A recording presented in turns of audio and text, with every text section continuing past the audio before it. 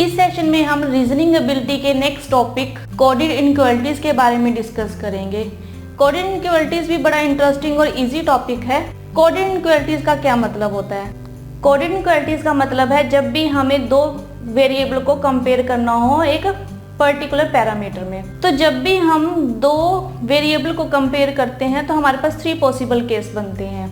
पहला केस कि a less then है b के, दूसरा a ग्रेटर देन है b के, और तीसरा a इक्वल है b के। ठीक है, तो जब भी हम दो वेरिएबल को कंपेयर करेंगे तो हमारे पास 3 पॉसिबल केस बनेंगे कि a लेस देन है b से, a ग्रेटर देन है b से, या a इक्वल है b के। ठीक है, तो a b से लेस देन और ग्रेटर देन या दोनों इक्वल होंगे। तो इस बेस पर हम देखते हैं कि जो इनइक्वालिटीज है वो कितने तरह की होती है। यहाँ पर इनइक्वालिटीज की कुछ टाइप दी हुई है हमें, तो हम इन्हें देखते हैं। फर्स्ट है यहाँ पे a इज नाइदर स्मॉलर और नॉर इक्वल टू b, ना तो a b से स्मॉलर है और ना ही इक्वल है, तो a क्या है? a ग्रेटर है b से। नेक्स्ट है यहाँ पर a is neither greater than nor equal to b, अगर a ग्रेटर भी नहीं है और इक्वल भी नहीं है तो a क्या है b से? a लेस देन है b के। नेक्स्ट है a is neither greater nor smaller than b, अब a neither greater nor smaller, ना तो ग्रेटर है और ना ही स्मॉलर है, तो a क्या है? a इक्वल है b के। नेक्स्ट है a is not greater than b, a is not greater than b, a is not greater than b यानी कि जो a है वो लेस देन b है और इक्वल टू b है b के। ग्रेटर नहीं है लेकिन स्मॉलर भी हो सकता है और इक्वल भी हो सकता है।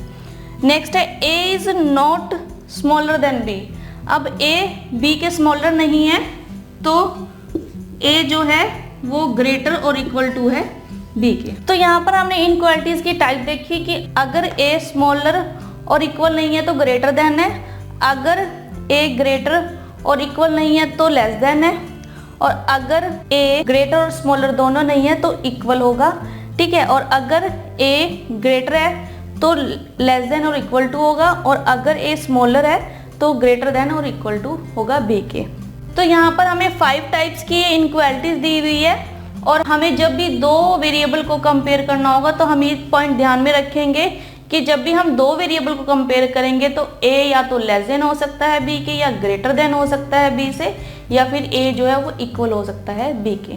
अब हम इनइक्वालिटी से रिलेटेड क्वेश्चन को करें, उसके क्वेश्चन को करने से पहले हम इससे रिलेटेड 3 रूल्स हैं, हम उन्हें देख लेते हैं। ठीक है, यहाँ पर आपको 3 रूल दिए हुए हैं। पहले रूल में एग्जाम्पल दिया हुआ है a is greater than b and a is greater than c। Next है a is less than b and a is less than c। a is greater than और equal to b and a is greater than and equal to c। a is less than and equal to b and a is less than और equal to c। Next है a is less than b और a is less than और equal to b, a is greater than और equal to b और a is greater than c। अब यहाँ पर हमें रूल फर्स्ट में ये मीनिंग है कि हमें यहाँ पर a और b में इनइक्वालिटीज दी हुई है और a और c में इनइक्वालिटीज दी हुई है। अगर इस बेस पर हमें कहा जाए कि b और c में क्या इनइक्वालिटीज है तो हम वो कैसे मेजर करेंगे? यहाँ पर हमें a और b और a और c की इनइक्वालिटीज दी हुई है, ना कि हमें b और c की इनइक्वालिटीज दी है। तो जब भी अगर इस तरह से हमें इनइक्वालिटीज दी और हमें b और c को कंपेयर करना हो तो यहाँ पर हमारा आंसर रहेगा b and c can not be determined. तो जब भी हमें b और c का रिलेशन फाइंड करना होगा तो यहाँ पर हमारा आंसर रहेगा b and c can not be determined, क्योंकि हमें a और b का इनइक्वालिटीज पता है, a और c का इनइक्वालिटीज पता है, b और c का इनइक्वालिटीज किसी भी केस में हमें नहीं पता, क्योंकि b की a के साथ और c की भी a के साथ इनइक्वालिटीज यहाँ पर दी हुई हैं। जैसे कि a is less than b and a is less than c, तो अगर हम इसे भी कंपेयर करें तो यहाँ पर भी अगर हम b एंड c को इनइक्वालिटीज में देखना हो तो ये भी हम डिटरमाइन नहीं कर सकते। तो हमें जब भी ऐसी कोई इनइक्वालिटीज दी हो कि दो वेरिएबल की किसी एक वेरिएबल के साथ, तो हम जिनकी इनक्वालिटीज आपस में नहीं दी हुई हम उन्हें मेजर यहाँ पर या उन्हें डिटरमाइन यहाँ पर नहीं कर सकते। तो फर्स्ट रूल में बी एंड सी का जो इनक्वालिटीज है वो डिटरमाइन नहीं कर सकते। सेकेंड रूल में हमें यहाँ पे नंबर ऑफ इनक्वालिटीज दी हुई हैं और हमें इनके बीच में रिलेशन एस्टेब्लिश करना है। For example A is greater than और equal to B, greater than C, greater than और equal to D, greater than और इक्वल टू ई। ठीक है, ये हमें डिफरेंट तरह की इनक्वालिटीज दी हुई है और हमें रिलेशन एस्टेब्लिश करना है। सपोज कि हमें ए और सी के बीच में रिलेशन एस्टेब्लिश करना है, तो वो क्या होगा, जब भी हमारे पास सिमिलर टाइप की इनक्वालिटीज होंगी तो हम उनके बीच में जो रिलेशन है वो एस्टेब्लिश कर सकते हैं। यानी कि अगर हमें ए और सी के बीच में रिलेशन एस्टेब्लिश करना हो, ये हमें डायरेक्ट पता है कि ए जो है वो बी से बड़ा भी है और इक्वल भी है, तो जो ए है वो बी से ग्रेटर भी है और इक्वल भी है। तो यहाँ पर हमें b का डायरेक्ट रिलेशन पता है a से, लेकिन हमें a का c से डायरेक्ट रिलेशन नहीं पता। तो हमें जो हमें इनक्वालिटीज दी हुई हैं हम इससे फाइंड आउट करेंगे। a इज ग्रेटर देन और equal to b greater than c, तो यहाँ पर a और c के बीच जो रिलेशन रहेगा वो रहेगा ग्रेटर देन का, क्योंकि यहाँ पर जो कॉमन इनक्वालिटीज है वो ग्रेटर देन है। ठीक है, यहाँ पर भी ग्रेटर देन और यहाँ पर भी ग्रेटर देन, इक्वल टू एक ही ए और बी के बीच में है लेकिन यहाँ नहीं है, तो जो कॉमन इनक्वालिटीज है वो यहाँ पर ग्रेटर देन है, तो ए इज ग्रेटर देन सी। ठीक है, ऐसे ही अगर हमें ए और ई के बीच में निकालनी हो इनक्वालिटीज, तो अगर हम ए और ई के बीच इनक्वालिटीज देखें तो यहाँ पर भी A is greater than equal to B, greater than C, greater than equal to D, greater than equal to E. तो यहाँ पर भी जो कॉमन इनक्वालिटीज है वो ग्रेटर देन है, तो a is greater than e। ठीक है, तो a और e के बीच जो रिलेशन है कि a is greater than e, तो यहाँ पर ग्रेटर देन आएगा, a is greater than e और यहाँ पर a is greater than c। ऐसे ही अगर हमें b एंड d की फाइंड आउट करनी हो तो b और d की, तो यहाँ पर भी जो ग्रेटर देन है वो कॉमन इनक्वालिटीज है, तो यहाँ पर भी ग्रेटर देन। और अगर हमें c और e के फाइंड आउट करनी हो तो greater than equal to d और greater than equal to e, तो ये greater than and equal to e, c is greater than equal to e।